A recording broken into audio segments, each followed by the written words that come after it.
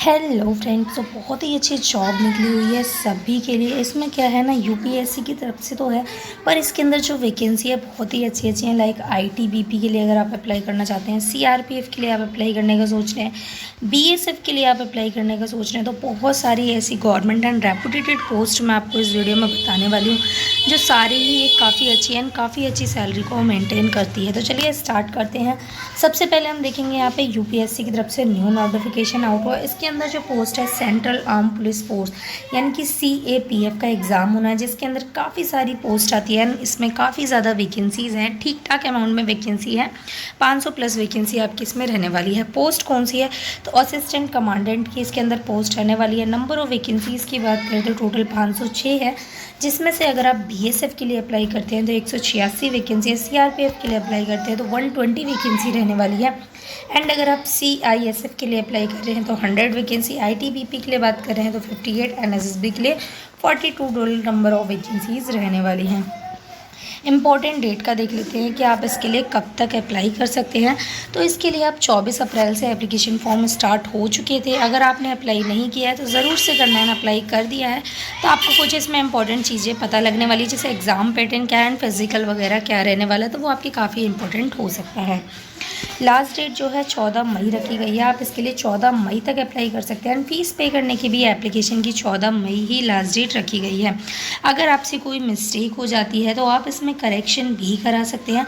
Correction जो रहने वाला है, आप इसमें करेक्शन 15 से लेके 21 मई के बीच में करा सकते हैं।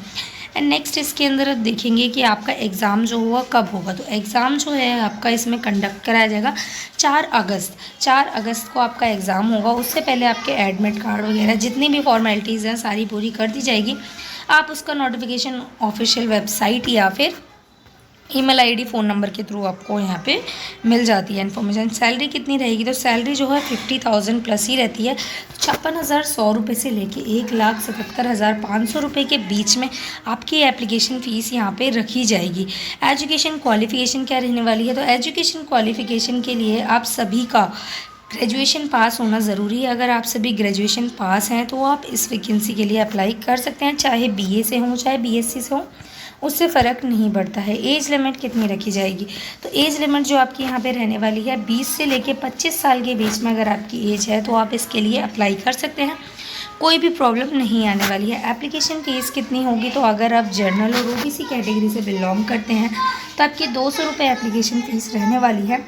और अगर आप रिज़र्व कैटेगरी से बिलोंग करते हैं लाइक एससी एसटी या फिर फीमेल कैंडिडेट, तो आपकी कोई भी एप्लीकेशन फ़ीस यहाँ पे चार्ज नहीं की जाएगी। पेमेंट आप डेबिट, क्रेडिट, नेट बैंकिंग और ई चालान के थ्रू कर सकते हैं।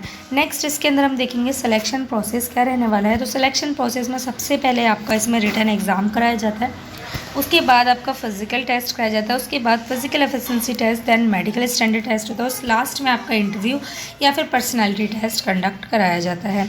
नेक्स्ट इसके अंदर हम देखेंगे आपका फिजिकल टेस्ट जो है उसमें क्या क्या रहने वाला है। तो जो फिज़िकल टेस्ट आपका इसमें बेसिकली रहने वाला है, तो फिज़िकल टेस्ट में जो आपकी हाइट होनी चाहिए, अगर आप मेल कैंडिडेट है तो 165 सेंटीमीटर, फीमेल है तो 157 सेंटीमीटर होनी चाहिए। चेस्ट में क्या है 5 सेंटीमीटर का मिनिमम एक्सपेंशन होना चाहिए। वेट की बात करें तो अगर आप मेल कैंडिडेट है तो 50 किलो से ज़्यादा नहीं होना चाहिए, एंड फीमेल है तो 46 किलो से ज़्यादा नहीं होनी चाहिए और ना ही इससे कम होना चाहिए। रेस कितनी रहेगी, तो आपको सबसे पहले 100 मीटर की रेस कराई जाती है, जिसके लिए मेल कैंडिडेट को 16 सेकंड मिलता है, फीमेल को 18 सेकंड दिया जाता है। वहीं अगर 800 मीटर की रेस की बात करें तो उसमें मेल कैंडिडेट को 3 मिनट 45 सेकंड देते हैं, फीमेल कैंडिडेट को 4 मिनट 45 सेकंड दिया जाता है। नेक्स्ट इसमें हम देखेंगे लॉन्ग जंप में क्या होता है। तो अगर आप मेल कैंडिडेट हैं तो 3.5 मीटर की लॉन्ग जंप होती है, फीमेल के लिए 3 मीटर की रखी जाती है, और इन दोनों में ही आपको 3-3 बार चांस दिया जाता है कि आप उसे कंप्लीट कर पाएँ। अगर आप तीनों में से एक भी चांस में कंप्लीट नहीं कर पाते हैं तो आपको डिस्क्वालीफाई कर दिया जाता है। वैसे आपको 3 बार चांस दिया जाता है। शॉर्ट पुट क्या रहने वाला है, तो 7.26 kg का रहने वाला है और मेल के लिए 4.5 मीटर का रहने वाला है। एंड बात करें इसके अंदर अप्लाई करने का क्या मोड है, तो आप इसमें ऑनलाइन अप्लाई कर सकते हैं इसकी ऑफिशियल वेबसाइट से। ऑफिशियल वेबसाइट की बात करें तो ऑफिशियल वेबसाइट है upsc.government.in और upsc online.nic.in इसके यानी कि स्टाफ सिलेक्शन कमीशन की तरफ से। इसमें बात करें पोस्ट की तो नॉन टेक्नीशियल पोस्ट होने वाली है मल्टीटास्किंग स्टाफ की एंड हवलदार की। 1500 से भी ज़्यादा वैकेंसी इसके अंदर कंडक्ट कराई गई है। एंड इम्पोर्टेंट डेट की बात की जाए तो 7 मई से लेकर 6 जून तक आप इसके लिए अप्लाई कर सकते हैं। तो इसका जो नोटिफिकेशन है कल परसों से स्टार्ट हो जाएगा, तो आप उसके बाद इसके लिए अप्लाई कर सकते हैं। जुलाई से अगस्त के बीच में आपका जो एग्जामिनेशन है कंप्यूटर बेस्ड एग्जामिनेशन उसे कंडक्ट कराया जा सकता है। सैलरी जो है लेवल 1 पे रहेगी। तो 10th पास की जॉब है जो तो काफ़ी अच्छा आपको मौका मिल जाता है अगर आप 10th पास हैं और एक गवर्नमेंट जॉब की तलाश में हैं। तो 18 से लेकर 25 साल के बीच में आपकी एज होनी चाहिए। एप्लीकेशन फ़ीस की बात करें तो general OBC and EWS candidate के लिए केवल 100 रुपये चार्ज किया गया है। लेकिन अगर आप SC ST फीमेल और एक्स सर्विसमैन कैंडिडेट हैं तो आपके यहाँ पे कोई भी फीस चार्ज नहीं की जाएगी। पेमेंट आप जो हैं वो दे सकते हैं क्रेडिट डेबिट कार्ड और कैश, मतलब कि ऑनलाइन पेमेंट आप पे कर सकते हैं। सिलेक्शन किस तरीके से रहने वाला है तो अगर आप MTS के लिए अप्लाई करने की सोच रहे हैं तो आपका सिर्फ कंप्यूटर बेस्ड टेस्ट होगा। लेकिन अगर आप हवलदार के लिए अप्लाई करने का सोच रहे हैं तो कंप्यूटर बेस्ड टेस्ट तो होगा ही होगा, साथ के साथ FSNC एंड स्टैंडर्ड टेस्ट भी कराया जाएगा। फिर कंप्यूटर बेसिकली अब ये जानने वाली चीज़ है कंप्यूटर एग्जामिनेशन टेस्ट किस तरीके से होगा। तो आप ये पूरा चार्ट देख सकते हैं, इसमें बताया गया है कि किस तरीके से आप देंगे। तो टाइम वेस्ट नहीं करते हैं, आप समझ लीजिए। हम आगे और भी वैकेंसी देखना है तो उसकी तरफ बढ़ते हैं। अप्लाई आपको ऑनलाइन करना है, जॉब लोकेशन आपके एरिया में ही रहेगी। ऑफिशियल वेबसाइट की बात करें तो ssc.government.in इसकी ऑफिशियल वेबसाइट हो जाती है जिसके थ्रू आप इसके लिए अप्लाई कर पाएंगे। नेक्स्ट है UPSC की तरफ से है, पर IAS IPS की पोस्ट नहीं है, नॉर्मल पोस्ट है। यूनियन पब्लिक सर्विस कमीशन की तरफ से पोस्ट की बात करें तो इसमें क्या है national defence academy and naval academy से रिलेटेड नोटिफिकेशन है and second combined defence service से रिलेटेड एग्ज़ाम होने वाला है। नंबर ऑफ़ वैकेंसीज़ की बात की जाए तो इसमें क्या है वैकेंसी काफ़ी अच्छी है क्योंकि NDA और CDS की हो जाती है तो एक अच्छी खासी जॉब हो जाती है। NDA के लिए क्या है इसमें आर्मी, नेवी और एयरफोर्स तीनों ही लोग अप्लाई कर सकते हैं। CDS में क्या है 300 से भी ज़्यादा वैकेंसी जिसमें मिलिट्री, नेवल अकेडमी, एयरफोर्स वही चीज़ आ गई, तीनों में तीनों ही है। नेक्स्ट इंपॉर्टेंट डेट क्या रहने वाली है तो 15 मई से इसके ऑफिशियल एप्लीकेशन फॉर्म भरने स्टार्ट हो जाएंगे एंड 4 जून इसकी ऑफिशियल डेट है, लास्ट डेट है जहाँ तक आप इसके लिए अप्लाई कर सकते हैं। 1 सितंबर को इसका एग्ज़ाम कंडक्ट कराया जाएगा जिसके लिए आपको एडमिट कार्ड वगैरह मिल जाएगा। सैलरी आपकी कंडक्ट वहाँ पे ही बता दी जाएगी। NDA एंड NA के लिए 12th पास होना ज़रूरी है और CDS के लिए CDS में अगर आप मिलिट्री या फिर एयरफोर्स के लिए अप्लाई कर रहे हैं तो ग्रेजुएशन पास होना चाहिए और अगर आप नेवल के लिए अप्लाई कर रहे हैं तो आपकी इंजीनियरिंग कंप्लीट होनी चाहिए। एज लिमिट की बात करते हैं यहाँ पे तो आपका जो अगर आप NDA और NA के एग्ज़ाम के लिए अप्लाई कर रहे हैं तो 2 जनवरी 2004 से लेकर 1 जनवरी 2007 के बीच में अगर आपकी डेट ऑफ बर्थ है तो आप अप्लाई कर सकते हैं। और CDS के लिए अगर आप अप्लाई कर रहे हैं और मिलिट्री और उसमें एयरफोर्स के लिए अप्लाई कर रहे हैं, सॉरी एयरफोर्स के लिए नहीं, NIE के लिए अगर अप्लाई कर रहे हैं तो 2 जुलाई 1999 से लेकर 1 जुलाई 2004 के बीच में अगर आपकी डेट ऑफ बर्थ है तो आप इसके लिए अप्लाई कर सकते हैं। और अगर आप OTA के लिए अप्लाई कर रहे हैं तो 2 जुलाई 1998 से लेकर 1 जुलाई 2004 के बीच में अगर आपकी डेट ऑफ बर्थ है तो आप अप्लाई कर सकते हैं। एयरफोर्स के लिए 20 से 24 साल के बीच में अगर एज है तो अप्लाई किया जा सकता है। एप्लीकेशन फ़ीस की बात करेंगे तो एप्लीकेशन फ़ीस बहुत ही ज़्यादा कम माइनर ही है। NDA NI का एग्ज़ाम अगर आप क्लियर कर रहे हैं तो सिर्फ 100 रुपये है जनरल OBC कैंडिडेट के लिए, लेकिन रिजर्व कैटेगरी वालों के लिए कोई फीस नहीं और फीमेल है तो बिल्कुल भी चार्ज नहीं किया जा रहा है। CDS की बात करें तो इसमें जनरल OBC कैंडिडेट के लिए 200 रुपये है और अगर आप रिजर्व कैटेगरी से एंड फीमेल में कैटेगरी में आती हैं तो आपसे कोई भी फ़ीस चार्ज नहीं की जाएगी। सिलेक्शन किस तरीके से होगा तो सबसे पहले आपका यहाँ पे रिटन टेस्ट कराया जाता है। रिटन टेस्ट के बाद आपका SSB इंटरव्यू कराया जाता है। थोड़ा बहुत टफ होता है ये। जॉब लोकेशन इंडिया में ही है। ऑफिशियल वेबसाइट की बात करें तो upsc.government.in और UPSC ऑनलाइन nic.in के थ्रू आप इसके लिए अप्लाई कर सकते हैं।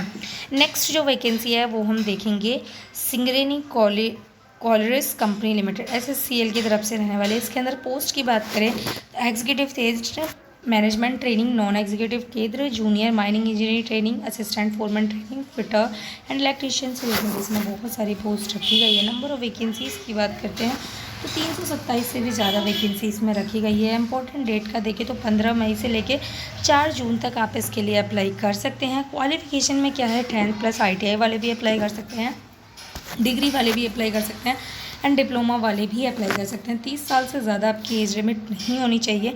सिलेक्शन की बात करें तो इसमें सबसे पहले आपका रिटन एग्जाम कराया जाता है, फिर इंटरव्यू कराया जाता है, उसके बाद आपका यहाँ पे कैंडिडेट की तरह हायर किया जाता है। नेक्स्ट इसके अंदर जॉब लोकेशन क्या रहती है एंड ऑफिशियल वेबसाइट क्या रहती है। ऑफिशियल वेबसाइट जो है SSCL-Mines.com इसकी ऑफिशियल वेबसाइट है, जहाँ से आप इसके लिए अप्लाई कर पाएंगे।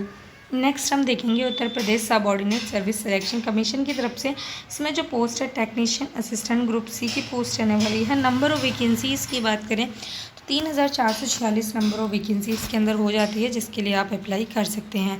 इंपॉर्टेंट डेट क्या रहने वाली है तो 1 मई से इसका नोटिफिकेशन आउट हो चुका है। 31 मई इस पूरे महीने इसका एप्लीकेशन फॉर्म अगर आप भरना चाहें तो भर सकते हैं।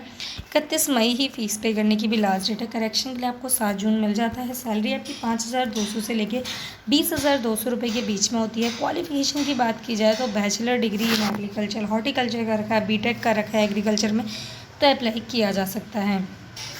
21 से लेकर 40 साल के बीच में अगर आपकी एज है तो आप इसके लिए अप्लाई कर सकते हैं। एप्लीकेशन फ़ीस की बात की जाए तो सभी कैटेगरी कैंडिडेट के लिए, चाहे जर्नल हो, चाहे SC हो, चाहे फीमेल हो, चाहे मेल हो, 25 रुपये ही रहने वाली है।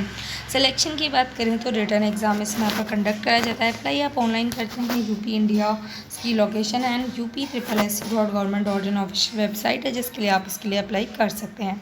नेक्स्ट हमारा पुलिस डिपार्टमेंट में हो जाता है। इसमें बहुत सारी पोस्ट है like UP inspector, underarm branch constable, fireman, driverman, fireman mechanic, MP/RO operator, signal BN operator, arm branch constable, GAD constable, handyman, driver constable and ऐसी बहुत सारी वैकेंसीज़ है। इसमें 3000 तक के आसपास आपकी वैकेंसी कंडक्ट हो जाती है। 31 मई की ऑफिशियल लास्ट डेट है आपकी अप्लाई करने की, क्योंकि इसके एप्लीकेशन फॉर्म स्टार्ट हो चुके हैं। अगर आपने अप्लाई नहीं किया है तो आप कर सकते हैं। इसमें सैलरी क्या रहेगी तो अगर UP इंस्पेक्टर के लिए अगर आप अप्लाई कर रहे हैं तो 37,800 से लेकर 86,400 रुपये के बीच में सैलरी हो जाती है। और उसको छोड़ के जितनी भी पोस्ट है उसके लिए आपकी 22,200 रुपये से लेकर 52,400 रुपये के बीच में सैलरी रखी जाती है। क्वालिफिकेशन की बात करें तो UP सब इंस्पेक्टर के लिए डिग्री पास होना ज़रूरी है। Underarm branch constable, fireman, driver fireman, PR operator, signal operator, fireman mechanic के लिए 12th पास होना ज़रूरी है। Armed branch constable, battalion constable, driver constable, handyman constable के लिए 10th पास होना ज़रूरी है।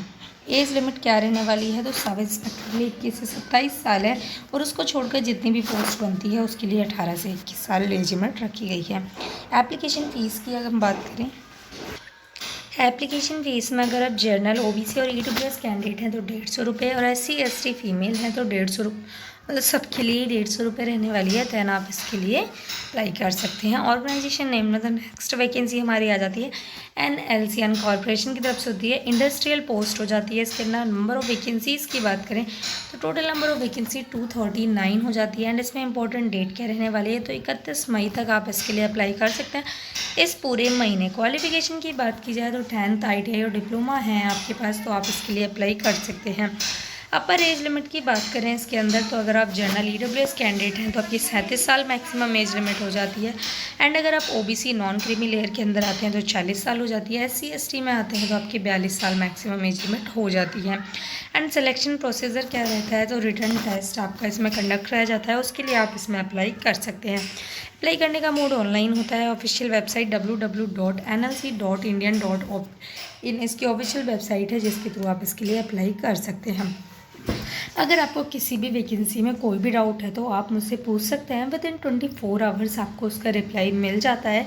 एंड कोई भी कन्फ्यूज़न हो किसी भी वैकेंसी में तो ज़रूर से पूछिएगा। एंड इस वीडियो को ज़्यादा से ज़्यादा लोगों को शेयर करना ताकि ज़्यादा से ज़्यादा लोगों के पास इसका नोटिफिकेशन जा सके। Thank you.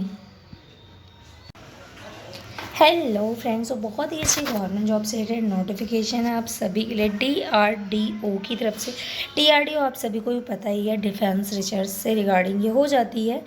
एंड इसके अंदर क्या क्या पोस्ट रहने वाली है एंड इसके अंदर आपको सैलरी का पैटर्न क्या क्या रहने वाला है, सब कुछ डिटेल में बात करने वाले हैं। तो चलिए स्टार्ट करते हैं। फर्स्ट इसके अंदर हम देखेंगे 2 लोगों की वैकेंसी, मतलब वैकेंसीज तो ज़्यादा हैं पर इसमें 2 लोग अप्लाई कर सकते हैं, लाइक डिप्लोमा वाले एंड ग्रेजुएट वाले। डिप्लोमा वालों की सैलरी थोड़ी कम होती है एंड ग्रेजुएशन वालों की सैलरी थोड़ी ज़्यादा होती है। टोटल नंबर ऑफ़ वैकेंसीज़ की बात करें तो वो यहाँ पे देख सकते हैं किस पोस्ट पे कितनी वैकेंसी है, तो उसे डिटेल में समझते हैं। अगर आपने कंप्यूटर इंजीनियरिंग कर रखी है डिप्लोमा से तो 3 वैकेंसी है, इलेक्ट्रिकल इंजीनियरिंग में कर रखा है तो 1 वैकेंसी, मैकेनिकल में कर रखा है तो 1 वैकेंसी, मेडिकल लैबोरेटरी टेक्नोलॉजी में है तो 4 vacancy, modern office practice English and Hindi दोनों ही लैंग्वेज में कोई सी भी यहाँ पे तो 11 वैकेंसी। और आपने LISC में कर रखा है कि लाइब्रेरी में तो 1 वैकेंसी रहने वाली है। और अगर आप ग्रेजुएट के बेस पे अप्लाई कर रहे हैं, आपने बायोलॉजी, केमिस्ट्री, फिजिक्स, मैथमेटिक्स से अगर BSc कर रखी है तो यहाँ पे आपकी 14 वैकेंसी रहने वाली है। एंड बी फार्मा वालों के लिए 2 वैकेंसी है। एंड अगर आपने BLISC कर रखी है यानी कि लाइब्रेरी साइंस में ग्रेजुएशन कर रखा है तो 1 वैकेंसी रहने वाली है। एंड बात करें इसमें आप अप्लाई कैसे करेंगे, तो अप्लाई करने के लिए आपके कुछ नहीं करना है। इसकी ऑफिशियल वेबसाइट है www.mhrDNATS.government.in इसकी ऑफिशियल वेबसाइट है जहाँ से आप इसके लिए अप्लाई कर सकते हैं। एंड बात करें इसके अंदर जो कैंडिडेट जो हैं, जो नॉन टेक्निशियल कैंडिडेट है, नॉन इंजीनियरिंग सब्जेक्ट है जिनके पास, जैसे कि B pharma, diploma in LIC and BLSC library science में सेंड देयर एप्लीकेशन डायरेक्टली। तो आपको अगर मतलब आप इस चीज़ों से अप्लाई कर रहे हैं तो आपको इस वाली लिंक पे अप्लाई करना है hrd.inms.government.in ऑफिशियल वेबसाइट, इसको आपको इससे अप्लाई करना है।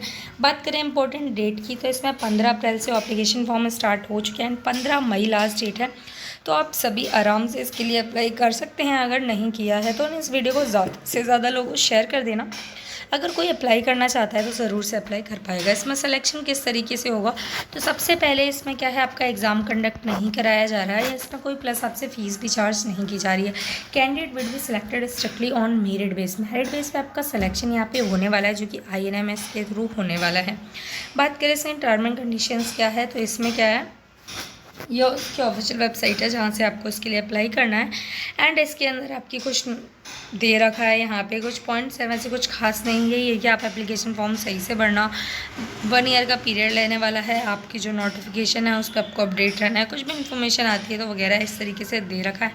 एंड इसके अंदर आपको कोई फ़ीस एग्ज़ाम वगैरह आपका नहीं कराया जा रहा। मेरिट बेस पर आपका सिलेक्शन है तो अच्छी खासी जॉब हो जाती है, एक बार ट्राई करने में कुछ नहीं जा रहा है। एंड इसमें कुछ ऐसा है नहीं। अगर आपने पोस्ट ग्रेजुएशन कर रखी है तो आप इसके लिए अप्लाई नहीं कर सकते हैं, सिर्फ ग्रेजुएशन या फिर डिप्लोमा वाले ही अप्लाई कर सकते हैं।